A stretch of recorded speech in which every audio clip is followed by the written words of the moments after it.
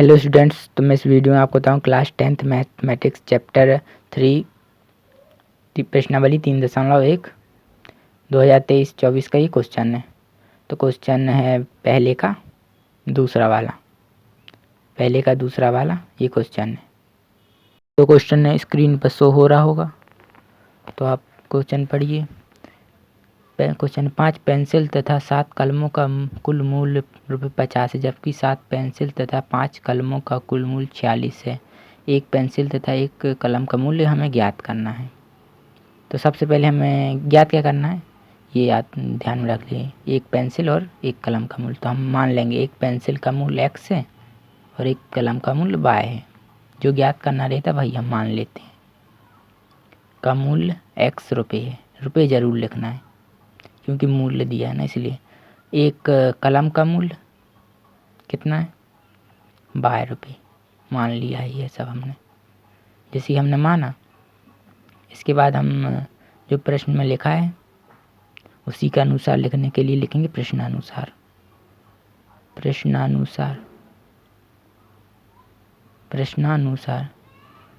पहली शर्त क्या है, 5 पेंसिल तथा 7 कलमों का मूल्य 50 है, तो लिखेंगे 5 + 7 बराबर 50 है ना टोटल, इसलिए 50। अब ये 5 क्या है, ये 5 पेंसिल थी, तो ये हमने जो माना था ना x, उसका गुणा कर देंगे, x लिख देंगे जैसे इसमें y।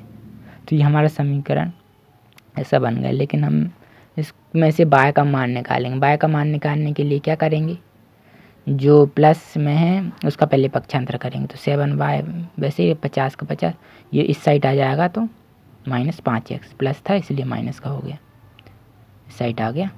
ये प्लस का था तो ये माइनस का आ गया। ऐसे ये 7 यहाँ पर गुणा में है y के, तो ये भाग में चला जाएगा। 50 - 5x/7। अब हमें x के 2 मान y के 2 मान निकालना है, जिससे 2 बिंदु हमें मिल जाए। प्रत्येक समीकरण से हमें 2 बिंदु निकालना। तो यहाँ पर x का मान ऐसा रखना कि पूरा पूरा चला जाए, मतलब घटाने पर ऐसी संख्या आनी चाहिए जो 7 की पहाड़ी में आ जाए। जैसे अगर हम 1 रखें तो 50 में से 5 जाएंगे तो कितने 45 बचेंगे, लेकिन नहीं जाएगा। अगर 2 रखें तब भी नहीं, अगर 3 रखें तो क्या होगा, 3 रखें तो अगर हमें x का मान 3 रखते तो 5 या 15 हो जाएगा। 15 में से 50, 50 में से 15 गए 35 आएगा। 7 की पहाड़ी में 35 आता है, इसलिए हम x बराबर 3 रख देंगे 3 पर। तो y बराबर 50 का 50। अब 5 का गुणा 3 में हो जाएगा तो क्या हो जाएगा 15, माइनस का चिन्ह तो वैसे ही रहेगा तो 15 हो जाएगा। मैंने डायरेक्ट लिख दिया थोड़ा। अब ऐसे बाय, तो 50 में से 15 गए कितने बचेंगे 35। 35 7 की पहाड़ी में आता है, इसलिए हमने x का मान 3 लिया था। तो ये 5 आ गया हमारा y का मान। ऐसा ही मैं यहाँ पर थोड़ा करता हूँ जिससे आराम से बन जाए पूरी बोर्ड में।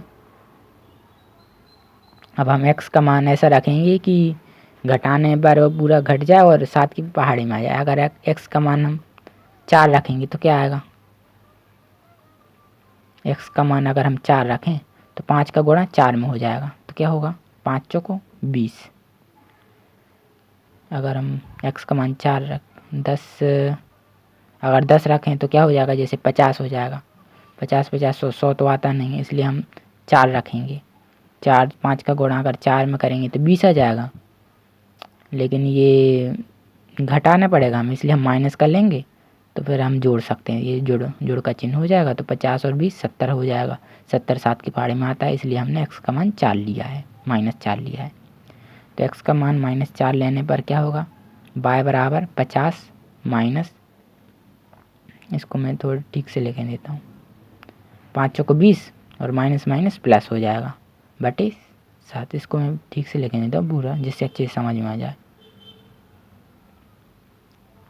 तो y बराबर 50 माइनस का माइनस 5 का 5, x की जगह हमने लिखा है -4 ब्रैकेट के अंदर बटे 7। तो y बराबर 50 माइनस माइनस गुणा होगा प्लस का, 5 चौको 20 बटे 7। 50 और 20 कितना हो जाएगा 70। 70 7 की पहाड़ी में आता है 10 बार, तो हमारा y का मान हमारा 10 आ जाएगा। तो 70 बटे 7, तो ये 10 आ गया। तो इस तरह हमें दो बिंदु मिल गए, मतलब x के दो मान, y के दो मान। तो हम इसको सारणी पहले बना लेंगे, सारणी बना लेंगे x और y की। x और y, हमने x का क्या मान रखा कि हमें y मान मिल गया। x हमने x से 3 रखा, x बराबर 3 रखा हमने, तो y का हमें क्या मान मिला 5, तो नीचे 5 लिख देंगे। ऐसे x का मान एक और बार हमने -4 रखा, तो y का मान हमें क्या मिला 10 मिला। इस तरह हमारा बिंदु मिले हमें, x और y से ही बिंदु बनते हैं। तो 3,5, एक बिंदु 3,5 हो गया, ,5। दूसरा बिंदु हो गया -4,10, ये दूसरा बिंदु हो गया। तो ऐसे ही प्रश्न में दूसरी शर्त बोली थी, क्या बोली दूसरी शर्त, जबकि 7 पेंसिल तथा 5 कलमों का मूल्य 46 रुपये है। तो हम लिखेंगे 7, जैसे पुनः प्रश्नानुसार लिखेंगे पहले, तो पुनः प्रश्नानुसार जैसा पहले किया उसमें वैसे ही करना है। तो पहले 7 लिख लेंगे प्लस 5 बराबर जो दिया है 46, टोटल 46 थी ना। तो 7 क्या है इसमें पेंसिल है, तो पेंसिल को हमने क्या माना था मूल्य x, तो x का गुणा कर देंगे। ऐसे ही बाय कलम है तो y का, 5 कलम है तो y का गुणा कर दिया। तो ऐसे ही हम इससे जैसे y निकाला था ना मान, ऐसे इसमें से ही y का मान निकाल लेंगे। तो 5y पहले कर देंगे, 7x का पक्षांतर करेंगे -7x हो जाएगा। ऐसे ही 5 का पक्षांतर किया 46 -7x/5। अब ऐसे ही इसमें से भी हम दो बिंदु निकालेंगे, मतलब x के दो मान, y के दो मान, यहाँ पर x आ जाएगा। तो सबसे पहले हम ऐसा क्या रखें कि ये पूरा पूरा जाए। अगर हम x बराबर क्या रखें, जैसे कि अगर हम 3 रखें तो क्या हो जाएगा 7 या 21, 46 में से 21 गए तो कितना बचेगा 25 बचेगा। 25 तो 5 की पहाड़ी में आता है, इसलिए हमने 3 रखा x की जगह। तो y बराबर हो जाएगा, y बराबर 46 माइनस, तो हम 21 लिख देंगे डायरेक्ट, 7 गुणा, तो 46 में से 21 गया 25 बचा, बटे का 5 वैसे ही लिखा हमने। तो y बराबर है 5 मिल गया। ऐसे हम दूसरा बिंदु निकाल लेंगे x और y के दूसरे मान। तो अगर हम x का मान अब क्या रखें, जैसे 4 तो रख नहीं सकते, x का मान हम डायरेक्ट 10 रख देंगे। 10 रखेंगे तो क्या 70 हो जाएगा। 8 रखेंगे, सॉरी 10 नहीं 8 रखेंगे, 8 8 7 56 हो जाएगा। 56 में से 46 जाएंगे 10 बचेगा। तो अगर y बराबर 46 माइनस 8 7 56 हो जाएगा, 7 8 56, 7 गुणा 8 का, तो हम 56 लिख देंगे बटे में 5। तो y बराबर 56 में से 46 गए, या 46 में से 56 गए, 10 बड़ी संख्या का चिन्ह माइनस का है 5, y बराबर -2। तो हमें ऐसे ये दो बिंदु मिल गए हैं, मतलब दो मान मिल गए हैं x के दो y के। तो यहाँ पर हम सारणी बना लेते हैं, सारणी बना लेते हैं एक x की y की। तो x का मान हमने 3 रखा, तो हमें y का मान क्या मिला 5 मिला। ऐसे हमने x का मान एक बार 8 रखा, तो y का मान हमें -2 मिला। तो इस तरह हमारी सारणी बन चुकी है और दो बिंदु भी हमें मिल चुके, 3,5 और दूसरा 8,2। तो इसके बाद मैं आपको मोबाइल की स्क्रीन पर बताऊंगा कैसे हल करें। सबसे पहले तो आपको एक ग्राफ पेपर लेना है और यहाँ पर ये x अक्ष वाली लाइन और ये y अक्ष वाली लाइन खींच लेनी है। यहाँ पर नंबर डाल देने 1 से 8 तक और यहाँ से 1 से 10 तक। 10 तक इसलिए डाला है क्योंकि समीकरण में हमें अधिकतम संख्या 10 दी हुई थी, दोनों समीकरण में देखिए आप 10 दी थी, इसलिए हमने यहाँ पर 10 तक डाला। और यहाँ तक -4 तक डाल दो और यहाँ पर नीचे y डैश में -3 तक डाल दो। ये डल गया। इसके बाद जो हमें बिंदु मिले थे उनका काम पड़ेगा। ये बिंदु मिला था पहले समीकरण से, दो बिंदु मिले थे।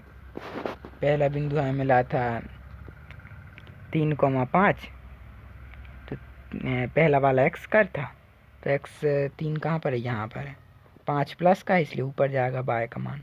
तो यहाँ पर हमें y का मान मिल गया, मतलब एक पॉइंट मिल गया, यहाँ पर आएगा एक पॉइंट। और दूसरा पॉइंट क्या था -4 और 10, एक्स का मान -4 कहाँ है, इस साइड है, ये -4, y का मान +10 में, इसलिए ऊपर जाएगा +10 में, तो यहाँ पर आएगा एक पॉइंट। तो इन दोनों पॉइंटों को हम आपस में मिला देंगे, मतलब दोनों पॉइंट को मैंने पेन से कर लिया, आप पेंसिल से कर लेना। जैसे ये दोनों पॉइंट हो जाएंगे तो इनको हम आपस में मिला लेंगे। जैसे इनको मिलाएंगे और तो इनको हम नाम भी दे देंगे। ये 3,5 था, ये वाला 3,5 था ना, यहाँ से लिखा था हमने 3,5 था, दूसरा -4,10 था, क्योंकि पहले x का मान लिखते फिर y का मान, इसलिए ऐसे ही। ये हमें दूसरे समीकरण से जो हमें मिला था, क्या मिला था दूसरे समीकरण से, दूसरा 3,5 और 8, -2। तो 3,5, 3 कहाँ पर है, ये है, 5 प्लस में तो ये है, तो यहाँ पर अगले समीकरण का पहले वाले समीकरण जैसा पॉइंट आएगा, मतलब सेम है दोनों के पॉइंट इसलिए। और दूसरा है पॉइंट क्या है, 8 -2, तो x का मान 8 कहाँ पर आएगा, ये x का मान 8 और y का मान -2 है तो नीचे जाएगा, तो यहाँ पर -2 आ रहा है, तो ये आ रहा है ना यहाँ पर -2, इसलिए हमने यहाँ पर पहले से मैंने कर लिया है। तो ये अगला पॉइंट होगा और ये अगला पॉइंट होगा, तो इन दोनों को आपस में हम मिला देंगे। तो जैसे ही हम इसे आपस में मिलाएंगे तो हमें ये लाइन आपस में कटती हुई दिखेंगी। पहले तो हम इनका नाम दे देंगे, नाम क्या है, इसका तो 8, -2, ये तो पहले से दे दिया था, और हम यहाँ पर एक डॉट लगा देंगे, इसका नाम बिंदु P नाम दे देंगे इसको। जैसे बिंदु P नाम दे देंगे, जो हमें ये मान मिले हैं ना यहाँ पर क्रॉस कर रही जो लाइन 3,5, इन्हीं से हम आंसर निकालेंगे। पहला याद रखना हमेशा, पहला जो मान रहता है वो x का रहता है, दूसरा मान रहता है वो y का रहता है, मतलब ये 3 x का है और ये 5 y का है। तो हमने जो माना था क्वेश्चन में, सबसे पहले पेंसिलों की संख्या पेंसिलों का मूल्य माना था x और कलम का y। तो x का जो माना था वो उसका मान रहेगा 3 और y का मान रहेगा हमारा 5। तो हम यहाँ पर लिख सकते हैं, मैं आपको बता देता हूँ लिखकर, x का मान हमारा 3 आ गया। x हमने क्या माना था, पेंसिल मानी, तो इसलिए हमने पेंसिल का मूल्य 3 लिख दिया। ऐसी कलम का मूल्य हमने क्या माना था, कलम का मूल्य y माना था, तो y हमारा आ गया 5, तो y हमने 5 लिख दिया, मतलब कलम का मूल्य 5 लिख दिया। ये मान हमें यहीं से मिलेगा जहाँ पर रेखा काटती है आपस में, रेखा आपस में यहाँ पर काट रही थी, इसलिए हमारा यही आंसर रहा। तो अगर आपको वीडियो पसंद आई तो चैनल को सब्सक्राइब, वीडियो को लाइक ज़रूर कीजिए।